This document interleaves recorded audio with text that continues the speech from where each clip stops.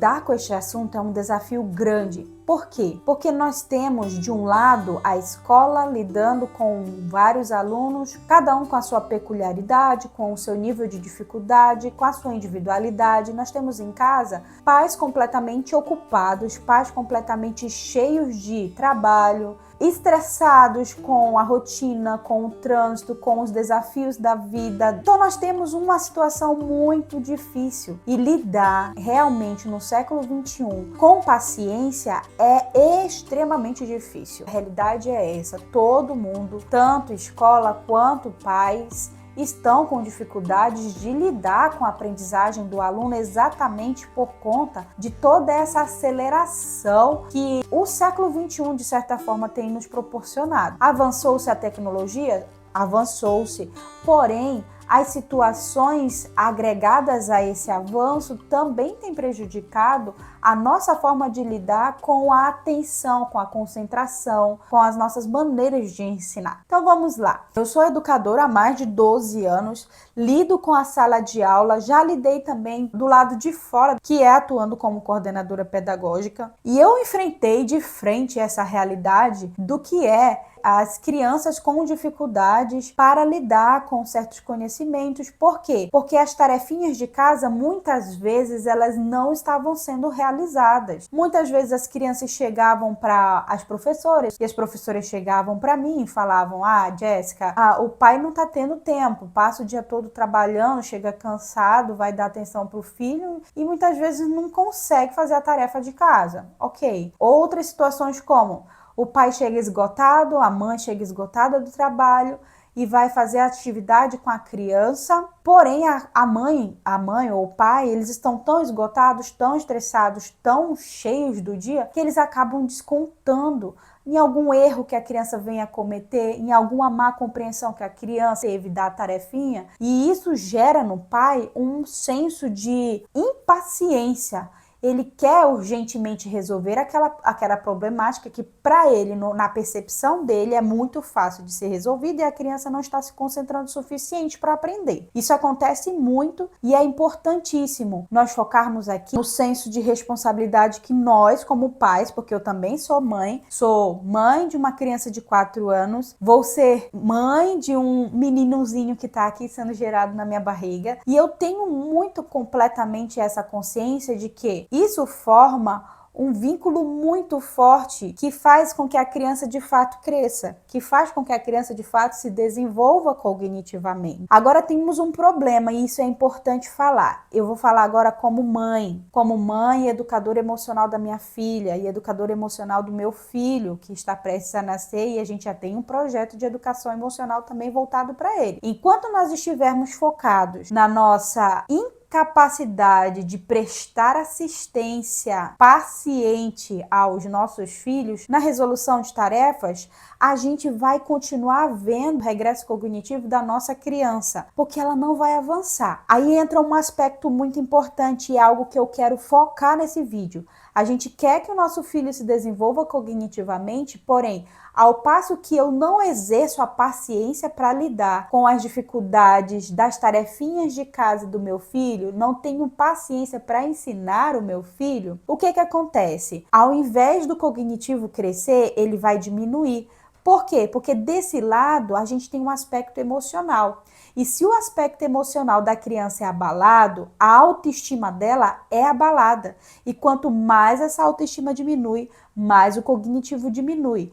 Eles estão completamente atrelados. Eu quero ver o meu filho se desenvolvendo? Eu quero ver meu filho desenvolvendo, mas eu preciso pensar, antes de ajudá-lo a resolver a tarefinha, eu preciso ajudá-lo na autoestima dele. Então, na hora que ele não souber uma atividade, por exemplo, eu não vou dizer: eu já te expliquei isso 1 milhão de vezes e você ainda não entendeu. Por quê? Porque quanto mais a gente reforça esse lado de que a criança não é capaz, porque é isso que ela está entendendo, eu não sou capaz de entender, porque a minha mãe já disse que isso é muito óbvio, ela já falou 1 milhão de vezes e eu ainda não entendi. Enquanto mais a gente reforça isso, mais o aspecto emocional da criança é prejudicado. Se é prejudicado, outros aspectos do lado emocional são prejudicados, inclusive a autoestima, e ela é impedida de se desenvolver cognitivamente.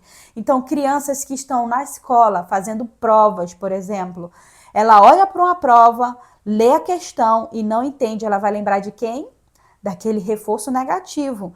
Eu não sou capaz de resolver uma questão dessa, porque por mais que a minha professora explique 1, 2, 3, 4, 5 vezes, eu não consigo resolver.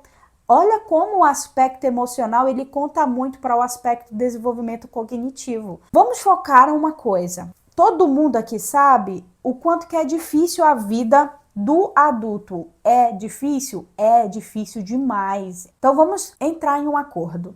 Quanto mais a gente se dedica a destinar aquele tempo exclusivo para fazer a tarefinha daquela criança, do seu filho, mais você precisa se desconectar. Se desconectar do quê?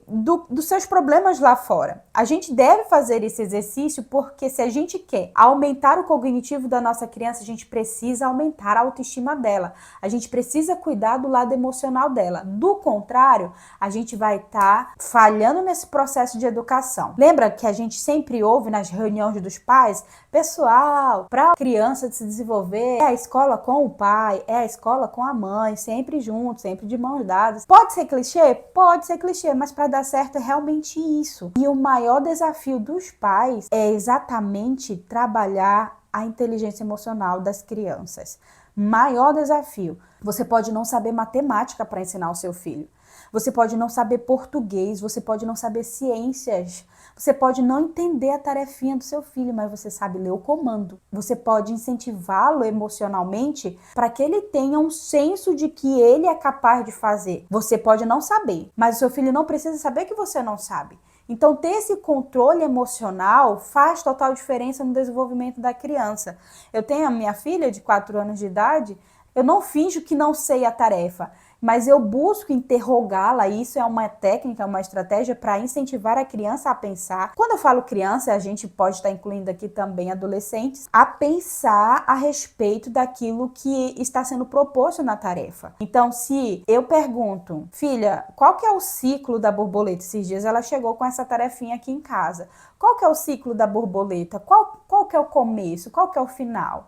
Talvez eu pudesse dar logo a resposta para ela. Por quê? Porque eu sei o quanto que isso é óbvio. Mas quem está aprendendo, quem está no processo de aprendizagem, não sou eu, é ela. Cabe a mim instigar, perguntando ou incentivando ou alimentando a autoestima da capacidade dela de trabalhar com aquelas propostas que estão sendo apresentadas na tarefa. Então fica aqui uma reflexão, uma reavaliação daquilo que nós estamos fazendo para alimentar essencialmente a inteligência emocional da criança para que o cognitivo delas possam ascender. Gente, isso dá muito certo. Você não precisa ser o expert nas tarefas do seu filho, você não precisa ser o expert em alguma coisa do lado cognitivo. Não precisa, mas você precisa ser mestre em paciência, em alimentar a autoestima do seu filho.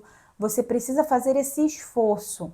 E uma dica para finalizar o vídeo e para a gente poder trabalhar daqui para frente, métodos para melhorar nós enquanto pessoas, para que nós possamos enxergar o reflexo do nosso esforço sendo produzido no nosso filho. Não tem nada mais satisfatório do que a gente se esforçar para ser uma pessoa melhor e enxergar isso acontecendo na vida dos nossos filhos. Me diz se é verdade ou se não é. Então, a última dica é: não fique perto de aparelho celular, de televisão, de aparelhos que possam estar estimulando tanto você a se concentrar naquele negócio, naquele aparelho, naquele objeto, quanto a desviar a atenção do seu filho para a tarefa.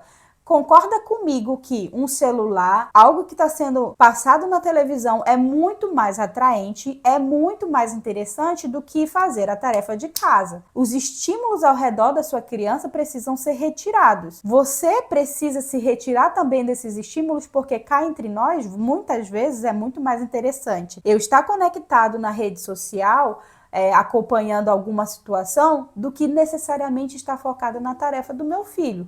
Para muita gente isso pode ser legal, mas para muitas outras pessoas isso pode não ser interessante, então é importante a gente fazer uma reavaliação a respeito disso, tudo bem? Me conta aqui nos comentários como que você lida com essa situação de ensinar o seu filho nas tarefas de casa, quais foram os momentos mais desafiadores, o que você aprende ao se reavaliar enquanto educador, porque quando estamos em casa nós somos mães, somos pais, mas somos educadores dos nossos filhos. O que você já precisou reavaliar para então enxergar melhores resultados no seu filho? Eu espero que você tenha gostado desse vídeo, desse conteúdo, e eu espero muito a sua próxima participação nos próximos vídeos para que a gente possa interagir juntos e possamos juntos, de mãos dadas, construirmos uma educação melhor para os nossos filhos. Eu te espero no próximo vídeo. Até mais. Tchau!